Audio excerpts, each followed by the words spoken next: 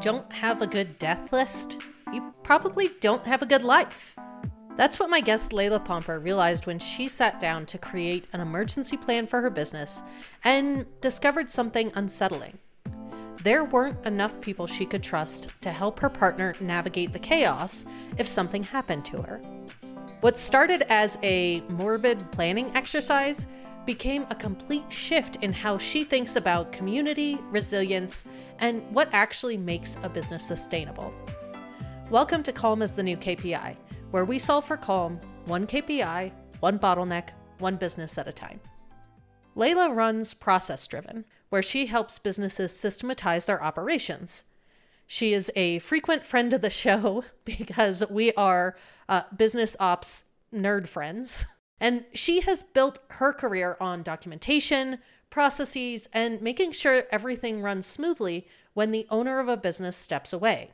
But when life forced her to think about what would happen if she couldn't step back in, she realized all those internal systems meant nothing without the external relationships to support them. Her Death List KPI, it's not just a calmer KPI about emergency planning. It's about measuring something most of us never think to track, the strength of our village. And as you'll hear, building that village changed everything about how she runs her business, spends her time, and thinks about what real resilience looks like. One of your current KPIs that you're paying attention to is something that you have called the Death List, which sounds scary and creepy, and I actually think is super cool. But at a high level, how are you thinking about what a death list is, and how did you come up with the idea as a whole? Yeah, I don't think it was very intentional. Many years ago, I think I had stumbled upon a social media post being like, "Do you have an emergency binder for your business?" And I was like, "Oh, no, I should probably make one of those." And I kind of promptly ignored it until life events forced me to really think seriously about what would happen if I disappeared. And when I sat down and I started writing, all right, if I were to die tomorrow, here's what my husband needs to know and who he needs to get in touch with to get help through whatever would happen next, I realized, well, damn, like there's not enough people on this list that I would feel comfortable leaving him as a support system. It kind of came to be based on just scary life events. And ever since then, I've used that as a North Star, particularly for this year, to help me decide what should I be spending my time on. So how do you think about the individual elements of then what turns into your death list? Well, I guess I'm reverse engineering. So I guess I should define this because this is a totally made up term. So if people are like, death list, what? The death list is essentially a list of emergency contacts. Like if you have a kid and you leave them with a babysitter, you give that babysitter numbers to call if shit goes wrong. This is kind of the same thing, but for my business, specifically for my partner to know like what to deal with. So when I'm thinking about the names on the list and what I'm really looking for, the number that is the right number, the way I've been looking at it is here are all the things that I need to manage in my business. Here are all the different avenues where things could be crazy. There's legal stuff, there's financial stuff, there's software stuff, there's operational and team stuff. And I view those kind of as categories. And so when I'm trying to think of names on the list, if you will, I'm trying to, it sounds a little like min-maxy, but I'm trying to figure out how can I find people in my life and build, real relationships with people who could help in each of those areas should something terrible happen. And the beautiful thing is, even if nothing terrible happens, it's great to have like a board of advisors in all these areas of your life or your work life. So did this come along with creating an emergency binder for your business, or is this something that is completely separate in your mind? It all started from that, honestly, because I knew I needed to create some kind of plan, and it wasn't until I sat down to write that section of this ChatGPT generated template I was filling in that I realized this is really where I've got nothing. The inspiration was from that emergency binder. The reality day to day is that this is something that's front of mind for me when I'm doing my annual planning, when I'm doing my budget planning. It has ramifications for how my money is being spent. Like I'm spending more time going to events, building relationships with people, rather than, hunkering down in my office. It's just a total 180 in some ways shift of how I'm spending my time because of this metric. When you are thinking about the transition from you as a leader of the business to whatever happens after that, you have a team, you have a partner, and you're primarily setting this up for him to be able to handle things if you were to be incapacitated. How are you thinking about him coming into the business? Is the intention like he comes in and runs things, or it's he comes in and shuts things down? Like, how are you thinking about the longevity of the business? And I guess, how does your existing team, because you do have a team, how does that play into that kind of calculus? Yeah. What I love about the challenge of the death list is it requires you to kind of zoom out even further. So my business day to day, we spend a lot of time talking about how to systemize operations so that the owner can leave and things still work. So I've never really been worried about the team being able to continue to operate. Maybe I should care more about that. It's sort of an unfair question to ask you. So I know that everything has a process and a documentation because that's what you do. But I still think it's interesting to see how you're thinking of. Oh, for sure. So I've never really challenged the question of could the business keep running? I know it could. I think growth would slow because there's certain activities where because of the funds of the business, the size of the business, I cannot afford to replace myself on all of the things to make it a truly separate entity that could grow beyond me. But what's interesting about the death list is it kind of takes the challenge level up a notch. Not that the business owner is exiting by choice. It's that the business owner is stripped away, removed, and you cannot access them in any way, shape, or form. It's like an extra challenge level. And when I'm thinking about this death list, I'm in the assumption that there is a choice. So actually in my emergency binder, if you will, I lay out 2 paths of what I would encourage. There's a disclaimer at the top. It says something like, honey, if you're reading this and I'm dead, I really don't care what you do. I'm dead. Start off with that, keeping it nice and romantic there.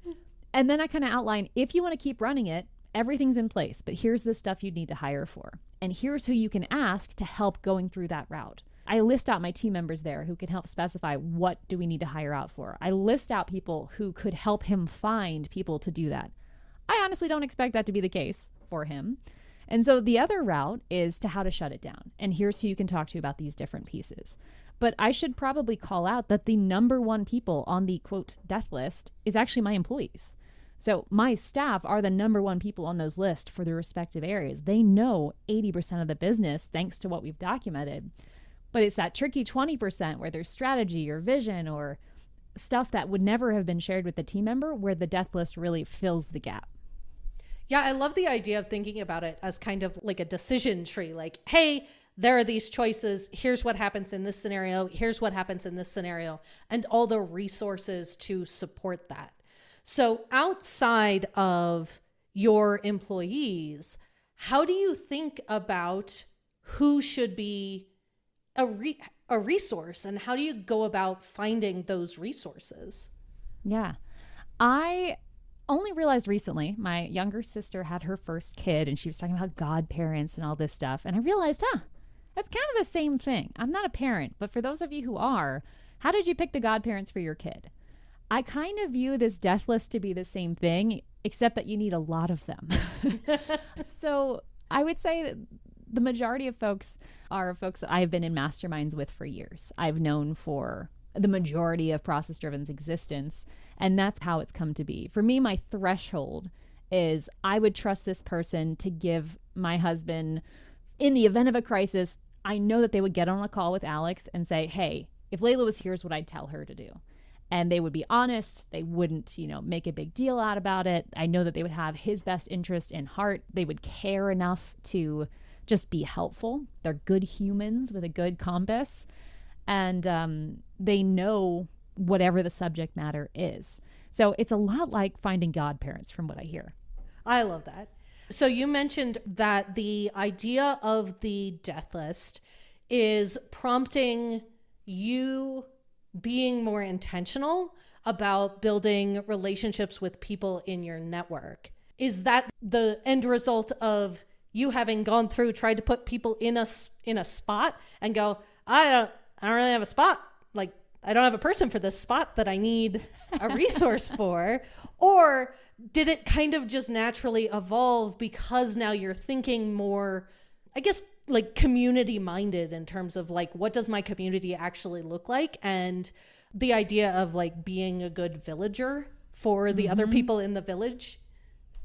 It's definitely the latter, in the sense that this brought me to a new sense of awareness, and it was less like, oh, I have a gap to fill. Like, I'm not that, thoughtful about it, but having the number and kind of making a game out of it of like, here's how many people I have on the emergency contact list, gave me a good reason to take this seriously in a way that community building in this day and age is like a nice to have. It's a fluffy skill. It's an, if I have time, sure, I'll attend.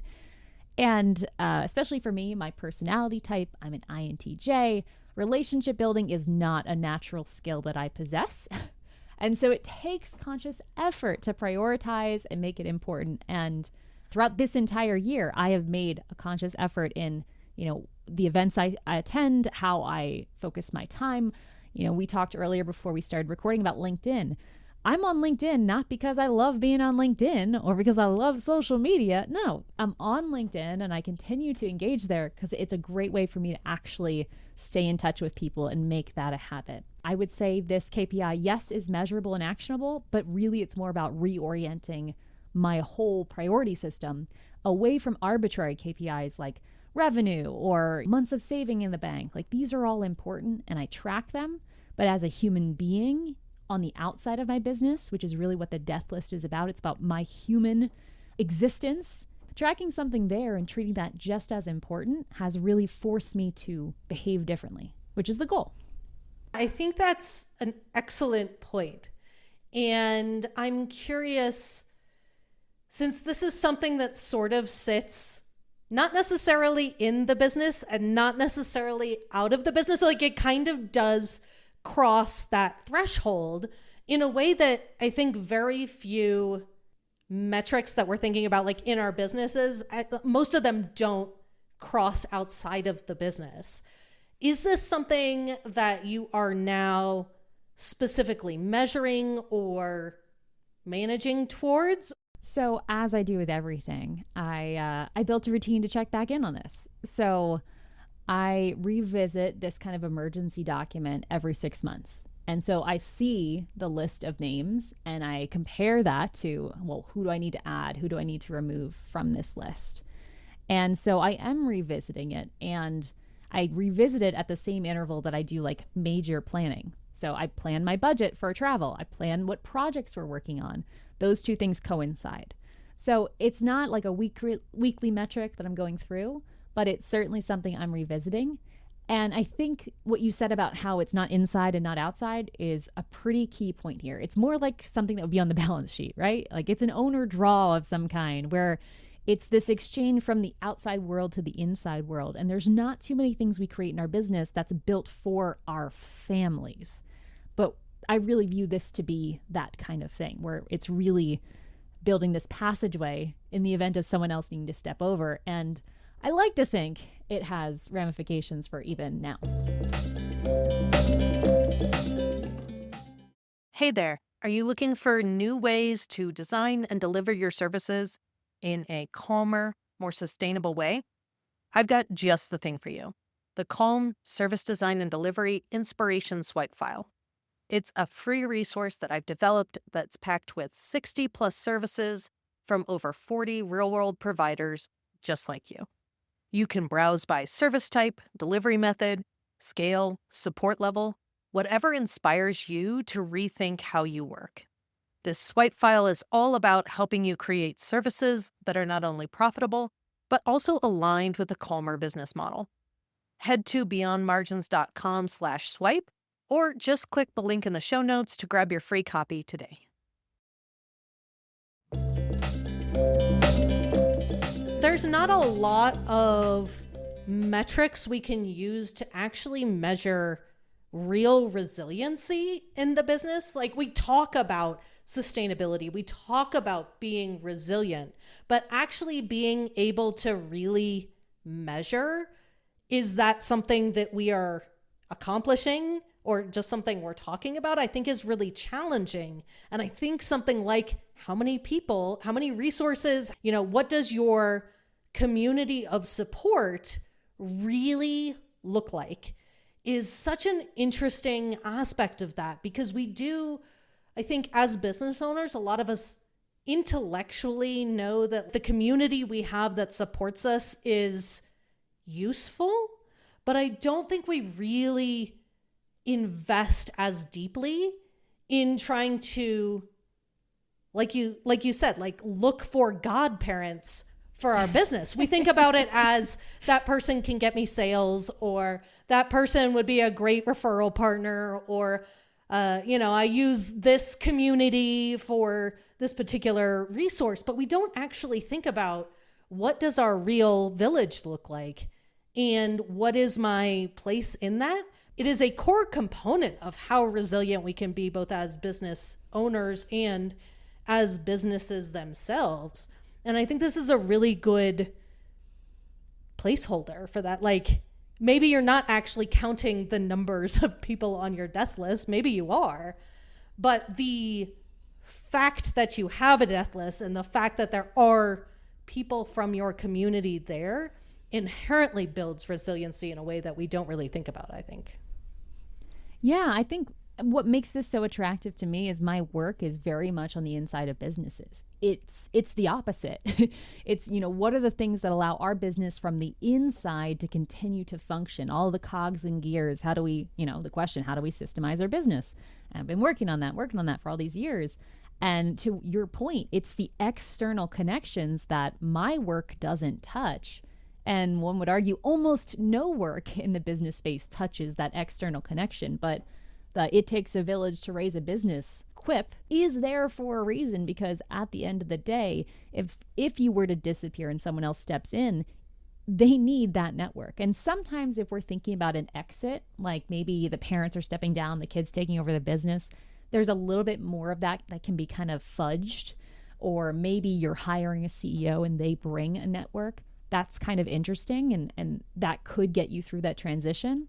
But the death list forces you to have higher standards by saying, no, this is your spouse. This is, your cousin. This is your employee. People who do not have any built up network. How can they piggyback on what you have started to build to make the transition easier in this crisis time? Which is a little bit of a different scenario. Nobody wants to be in that scenario. And I think a lot of the times No. we avoid thinking about that scenario, because if we don't think about it, then it won't happen. But I'm curious, as you have kind of established your death list, established this plan, and then had the opportunity to maybe come back and revisit it, improve it, what has the impact of having that in your head, in your business? What's the impact of that for either you or the business as a whole? I think there's one behavior that I've noticed really change because of it. Well, first of all, I've gotten even more morbid in my format of jokes, but that was a pretty low bar already. But the other one is I realized when I went back, because I think I've only reviewed it 2 or 3 times since I've created it, just because of the timeline that it's been. This all really came up about 1 year ago when the crazy life stuff happened.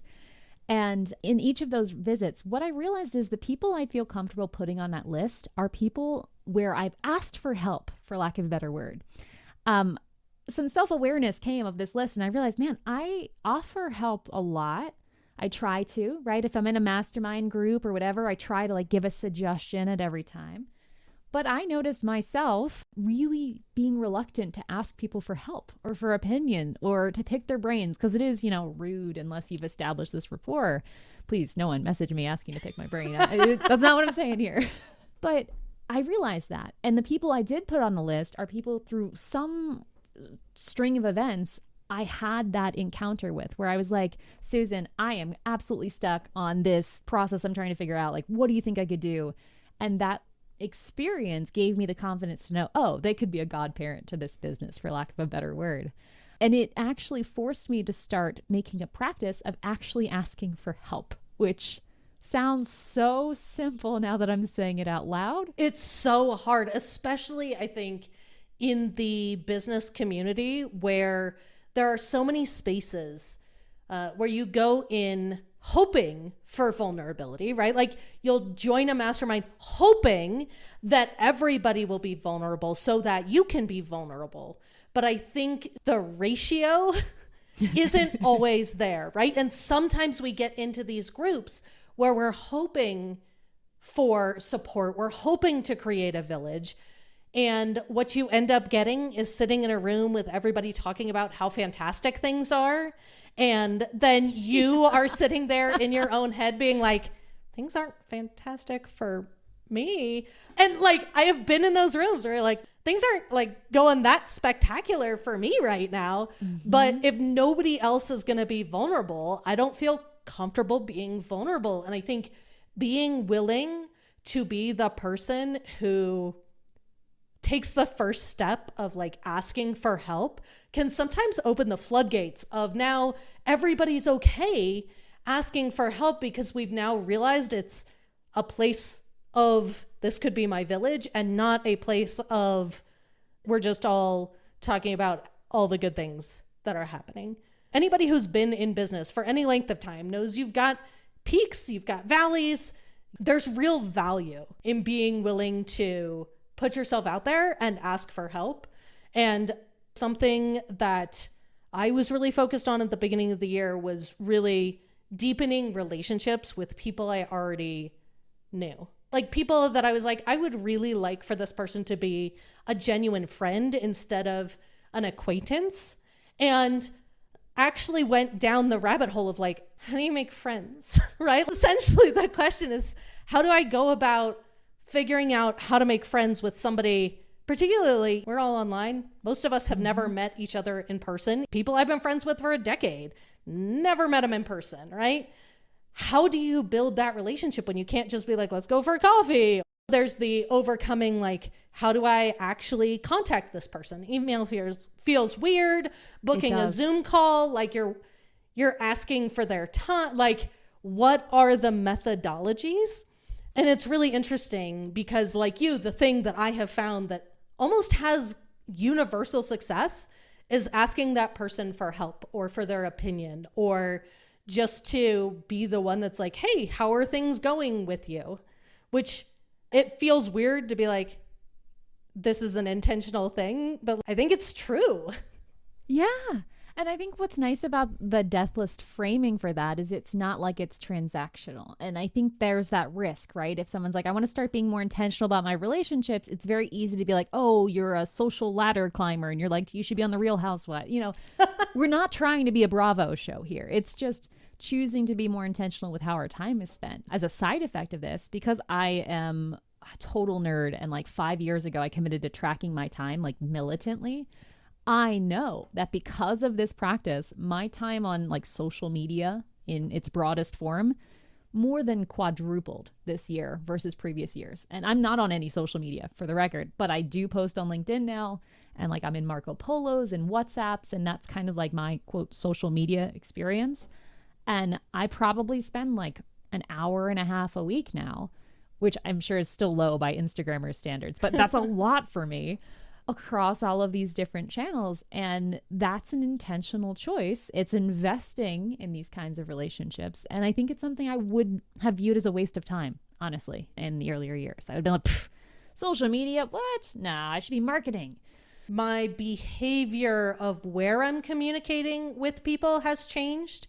I'm still on LinkedIn, and a lot of what I'm doing on LinkedIn these days is less content and more DM discussions with other people that are on LinkedIn or in WhatsApp chats or having Voxers with people. Yes. And so I'm being more social, I think, than I had been before, but it's not happening publicly. It's all happening in essentially like tiny private rooms that happened because of an event I went to or because of somebody I met in person, that all of a sudden we were able to transition from we're email people who kind of talk maybe like every 6 to 12 months ish. We'll like circle back and be like, hey, how are things? And then you have like a 30-minute Zoom chat to catch up and you go away for another year. there is an element that I have found about like meeting somebody in person that allows the shift from like, this is a digital relationship to now this is like a real relationship, even though the communication is still digital. Yeah. I love the idea of this one piece in your business that has kind of cascaded across you as a business owner, your approach to business, your approach to marketing, your approach to support, really all cascaded from this one place of realizing that your village wasn't strong enough. Yeah. And we didn't talk about this, but just for like the nerdy operations folks out there, it did have an impact on the business itself. Based on this Death List KPI, we started doing interviews. Like, I know you obviously had some interview stuff going on. I've never done interview stuff. You know, I did here or there some unintentional collab things over the years. But after this year, we had started doing one-on-one interviews with people. And sometimes it was people I knew, sometimes it was people I didn't know. But we worked in intentional one-on-one connection time for the sole purpose of building relationships. Like, we've spoken, you and I, before about how podcasts, you know, it's not always the best way to get in front of more people, but it's a fantastic way to get in front of one wonderful person and talk with the person that you are speaking to. And I look forward to our chats here, Susan, because of that. And that was one way that our business model shifted because of this KPI. It was almost like a core value was installed by just tracking this metric. And the other thing is on our fulfillment side, we've been adapting like a membership model, and we're looking at an operators event coming up here in the next 6 months. These are all things that are all directly sourced from realizing the power of in-person events, the power of community. And it's just figuring out this way to how do you infuse this kind of priority into the entire business. So it's not just something you're doing in your free time, but it's a flywheel that you have to do as part of the core business. And yes, a side effect is it helps this extraneous factor, but it also strengthens the business and puts community and village building into the fiber of what the business is. When you are in operations and when you are in process, it is so easy to start to view the business as just a series of cogs, right? Like it's just this system that goes with this system and this other one over here, and they're all connected and we're documenting them. And like when you're on the operations side of businesses all start to look the same. It's all the same functionality, which is why operators can so easily move between one business and the next business, because the checklists and the SOPs and all of those pieces can be pretty much the same across any business, regardless of industry, regardless of like, you know, there's a little tweaks, like do you have an inventory based business or not? Like there's little tweaks, but I think it's so easy to start viewing it all as just checklists and cogs and automations and systems. And inherently, it sort of takes you away from the humanity that businesses are actually extremely human. And it's so easy to forget about that in the sea of the cogs moving. And I love that you are seeing that impact in your business. And it's kind of like pulling you back out.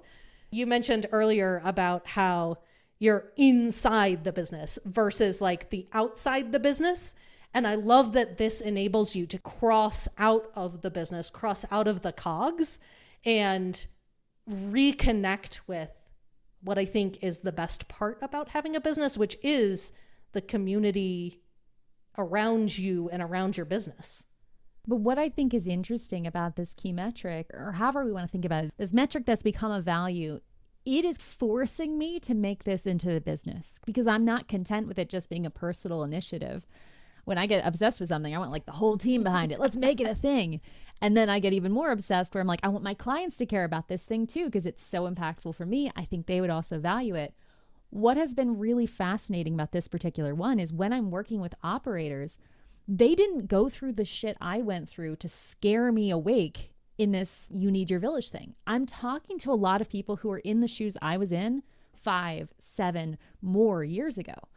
And so it's interesting to try to persuade other people to view their death list or to view their village as something that's important to them, to view community as something that's an operator skill set. candidly, it's been an uphill battle. Speaking of stuff you're trying to figure out, getting people to recognize it's not just about knowing how to automate or to streamline your customer service thing so it happens in 2 days instead of 3. That's not as important as knowing who you can call on the phone who operates a business that does that every day and have them on speed dial. Because most operators, like, I'm extremely, quote, social by operator standards. And let me just tell you, that is an extremely sad bar to set. Most operators don't know one person who does what they do, period. And so it's been interesting to take this KPI and prescribe it, for lack of a better word, or at least evangelize for it to a broader skill set. And maybe I shouldn't be pushing this so hard on clients, but I just feel like it adds so much value that I want others to see the value of it too. I was talking to my partner Josh about this the other day and trying to describe how different operations is from other areas of the business, right? So I hang out with a lot of marketers. Marketers have to be some of the most social, collaborative people in business I've ever met. Right? Like, I haven't done a lot of like formal marketing training, but I would consider myself a pretty good marketer because I just sit in the room with marketers and listen to them talk, listen to them collaborate, listen to them be social. And similarly, like, even finance people are social. They're supportive. Yeah. They're like, I'm in multiple finance groups where like we're all collaborating and checking on different processes and who's using which software and what have people found to be really effective. And operators are so weird because they don't do any of that. They do not like come out of their silo. I do think it's a limitation. And I think part of it then expands operator industry wide. I think part of the problem is when you're a really good operator, it looks really easy and people think you're not doing anything, right? Like really good operations tend to almost end up being invisible. And because we're not in more of a community, we're not more verbal about that, we don't talk about that. And I think it does end up limiting and deprioritizing operations as a whole industry. And I think a lot of it ties back to nobody's being social, nobody's being collaborative.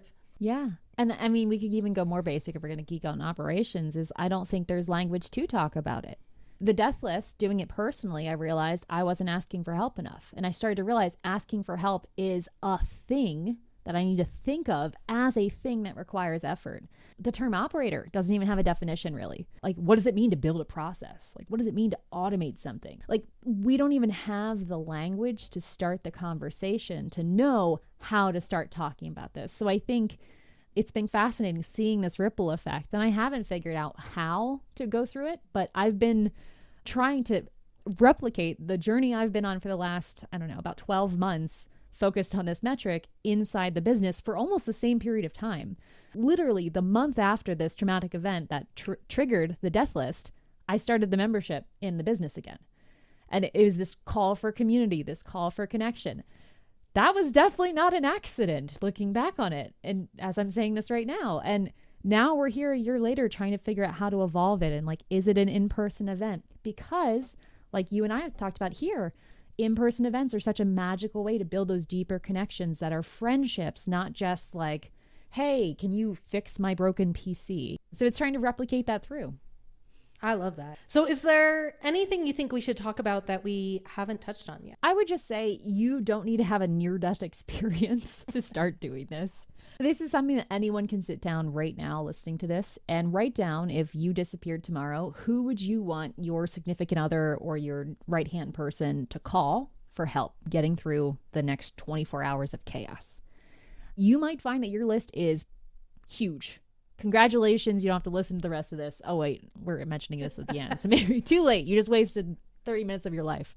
But for the rest of you, if you have a result similar to I do, where you have a handful of names and you're like, that's it, that's all I have to show for the last decade of my life, there are so many actions you can also take. And I think just by writing that list, it will bring attention to this and you'll start to see your behaviors change as well. And maybe, like what Susan and I are talking about, you can start then pressing that forward and paying that forward by working it into your business or into what's to come next. Honestly, my whole philosophy is that the only way we beat AI is that we all band together. Yeah. As I'm like, the more human we can be, the better off all of us and all of our businesses will be. So thank you so much for coming and talking to me about dying. It's a little bit of a dark topic, but I actually think it's such a good window into hope. Like, the looking at the dark allows us to then figure out, like, how do we build a village, and what does that look like? Yeah, if you don't have a good death list, you probably don't have a good life. What Layla built with her Death List KPI wasn't just an emergency plan. It was a complete redesign of how she approaches relationships, community, and business resilience. She pulled two critical levers from the Calmer framework that transformed her from somebody who avoided networking to somebody who sees village building as core business infrastructure. First, she redesigned her business model around values and people. Instead of treating relationships as a nice-to-have, she made community connection a measurable priority. She shifted from viewing her network as transactional to seeing it as foundational. It's the external support system that makes all of her internal systems actually work.